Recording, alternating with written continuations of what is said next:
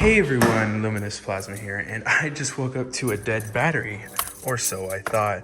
I stuck in a key, I hit the ignition, nothing happens, no power, no dome lights. However, the dome lights work, so what the heck?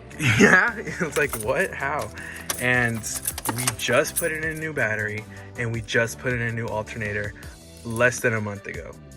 Now, what I'm suspecting is debris and corrosion, and here's why. Okay, so now that we're looking overhead at the battery, right off the bat, we can see some marks right here, some little debris, and it could look like water. Some people are like, oh, it's water. Well, when I first saw that, I was thinking, maybe that's corrosion. But before we jump into that, we got a multimeter here. We got it set to 20 volts. So let's go ahead and check the terminals. So positive on positive, negative on negative. And look at that, it's over 12 volts. So the alternator that was just replaced is still good. It's still charging the battery. The battery cells are still good. So why could the dome light be on and the accessories not work and nothing else be on? Well, that's because of the corrosion.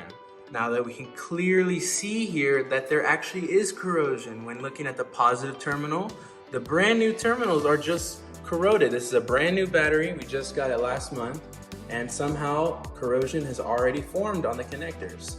And you know, it's kind of weird, but there are remedies to fix this, and we'll go over them first, starting off with the baking soda and water method. Okay, so for our solution here, we have about a tablespoon of baking soda, and if for anyone interested, that is the container we're using. And then we're gonna fill it up to about that high with water. So let's get some water here. So I would say maybe about that much water. And now we're gonna stir it up and apply it to the terminals. Okay, so before cleaning the terminals, you wanna make sure that you disconnect the battery first. Of course, it's a 10 millimeter. And now we're gonna get our baking soda solution. So what I got here is my cup, and I have all the baking soda in there. I got a wire brush. And what we're gonna do is just scrape on the battery terminals. Now this seems really sus because it's water, but as you can see, the corrosion is coming off. Now I'm gonna go ahead and get a rag so the mess doesn't go everywhere, but we'll be okay.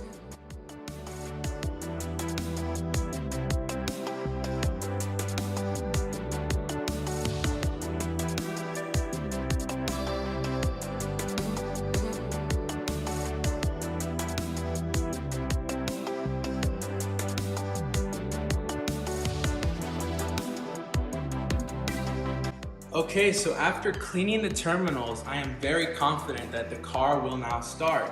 And to prove that, obviously, I'm gonna reconnect it. But first, a pro tip to prevent this kind of corrosion from happening again on brand new equipment, I would recommend applying some dielectric silicone grease or something along that. I don't really know what brand it is, but apparently that works, and my grandpa had it on his vehicle before me.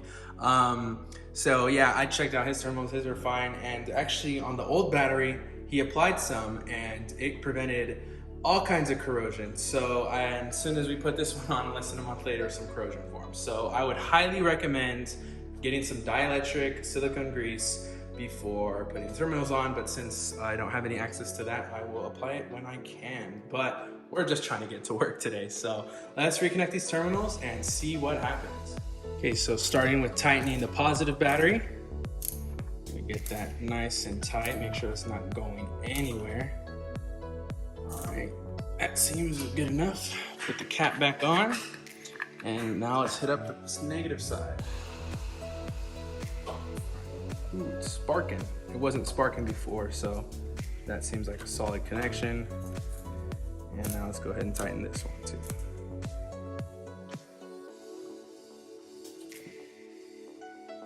All right, now that is tight, and to prove that this works, most hopefully, we will actually be disconnecting the camera from the tripod setup.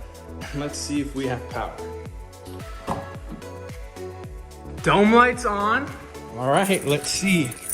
That's on now. And last but not least, we're gonna open the garage. Ooh! Ooh, it fired right up. Let's go. Scion XV 2011 release series 8.0. And anyways, it turned on, started right up, and there we go.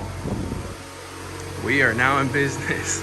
I fixed it. But yeah, so if anybody has that kind of problems with their box, or any other kind of car for that matter, even though it says 12 volts, it's like, okay, what is wrong with my car? Check for the corrosion. So thank you guys so much for watching. Hopefully this video wasn't too chaotic. I haven't made a video in a while. But anyways, thank you guys so much for watching, and I will see you guys in the next one.